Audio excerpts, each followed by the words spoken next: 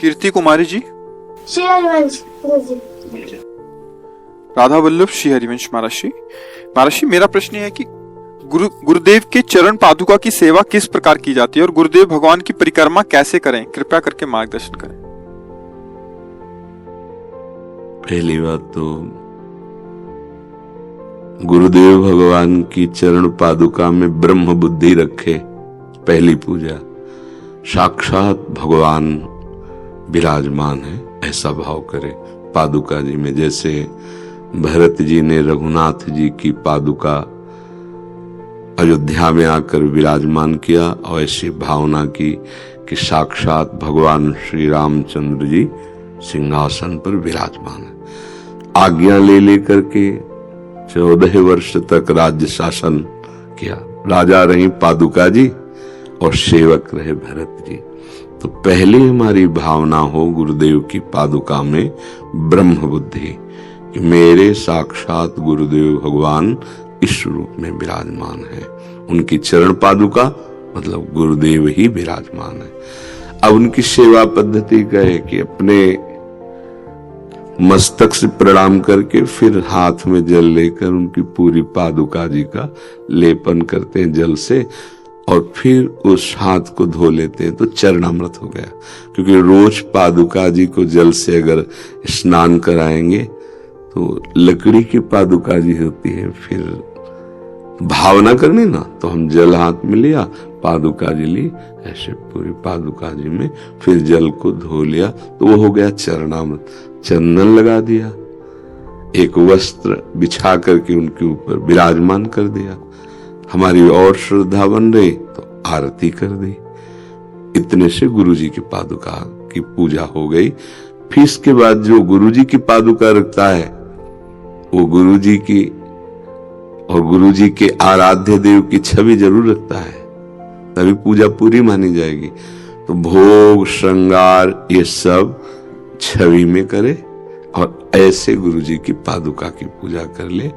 और भाव बढ़े तो जब पोछने जा रहे, स्नान कराने जा रहे, उसके पहले अपने सर पे रख ले, माथे पे रख के जो गुरुजी का ध्यान करता है मानो साक्षात गुरुदेव ही विराजमान है। गुरुदेव की पादुका माथे पे रखी, फिर विराजमान करके जो पद्धति बताई वैसे कर ले। पर बड़े प्रसन्नता के विषय कि इतनी छोटी बच्ची होकर आप गुरुजी की पादुका की आराधना की बात कर रहे हैं।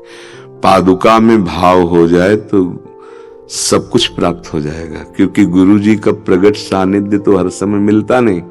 तो पादुका जी साक्षात गुरुजी का स्वरूप। एक बार अमीर खुसरो जी के गुरुजी थे, तो उनका बड़ा यश था।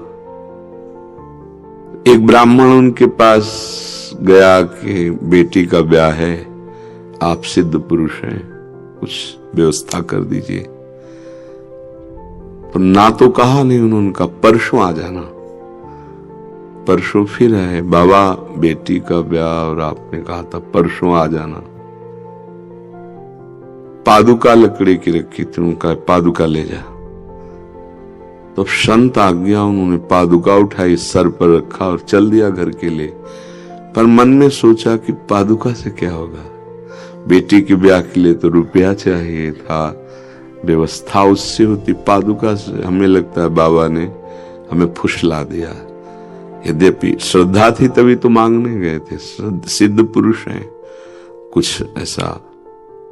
वो ऐसे सोच में जा ही रहा था कि अमीर खुसरो जी 13 ऊँटों में, उस समय ऊँटों से तो ये हीरे जवाहरात आदि बहुत बड़े रत्नों के व्यापारी थे, वो बड़े धनी मानी थे और उच्च कोटि के गुरु भक्त थे। उनके बहुत सुंदर सुंदर पद हैं, बड़े सुंदर सुंदर उनकी स्थिति के पद हैं अमीर खुसरो जी के। तो उनको घ्राणेन्द्री में बोले हमारे गुरु जी की कोई चीज है आसपास। इतने वो गुरु के अनन्य थे कि गुरु की पादुका का आभास उनको हुआ, खुशबू मिली, मेरे गुरु जी की कोई वस्तु है।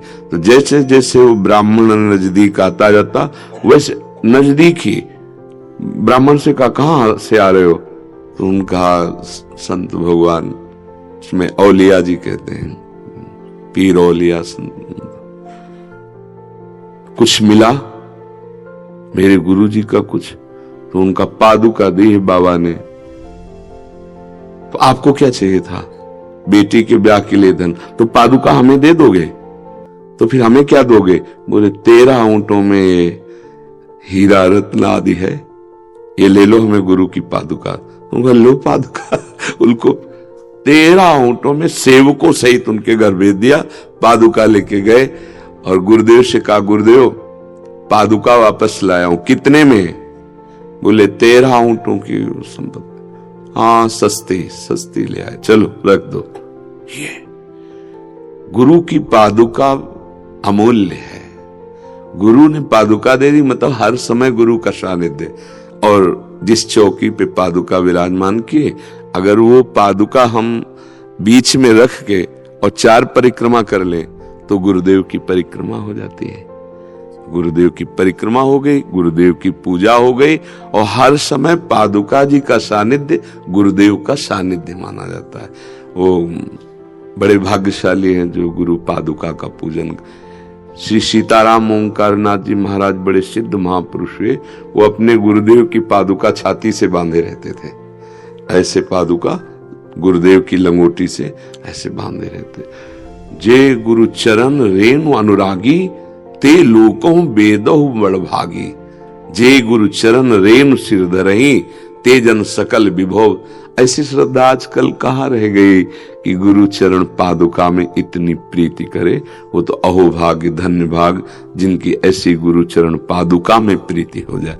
गुरु में तो प्रीति होती नहीं है, कि गुरु चरण पादुका में ऐसी प्रीति। और जिनकी गुरु चरण पादुका में प्रीति हो गई, निश्चित भगवान की कृपा से उनके अध्यात्म की उन्नति प्रति क्षण बढ़ती चली जाएगी। गुरु ही साक्षात श्री भगवान ही गुरुदेव के रूप में है। पर हमारी दृष्टि पावन हो जाए तो ये बात समझ में आ जाए। जी, जैसे प्रिया प्रीतम को रात को शयन कराते हैं, तो कैसे जैसे ही गुरु पादुका को वस्त्र आदि उड़ा सकते हैं अपने भाव में पुष्टता की? बिल्कुल उड़ा सकते हैं, बिल्कुल यथावत पूजा कर सकते हैं। जैसे हमारे पूज्य सदगुरुदेव की पादुका है, तो ये सिंहासन है श्री जी का, तो ये सिंहासन है पादुका जी का। तो पहले हम श्री जी की सेवा नहीं करते, पहले हम गुरु पादुका की पूजा करते, फिर अधिकार मिलता है श्री जी की सेवा का।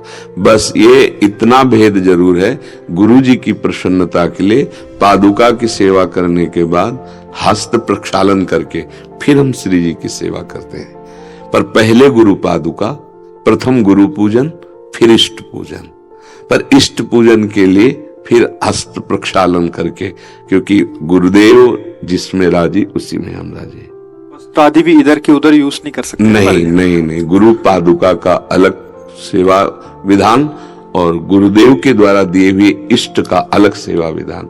जैसे हमें भोग लगाना होगा तो हम सीधे गुरुदेव को लगाने की भावना करेंगे, पर हम जब ये ध्यान देंगे कि हमारे गुरुदेव को पसंद क्या है, तो आएगा पहले श्री जी को पवाओ, फिर गुरुदेव को भोग लगाएंगे, तब गुरुदेव प्रसन्न होंगे। क्योंकि गुरुदेव श्री जी का प्रसाद पसंद करेंगे। तो हम पहले श्री जी को पवाते हैं, फिर गुरु जी को पवाते हैं, ऐसा भाव।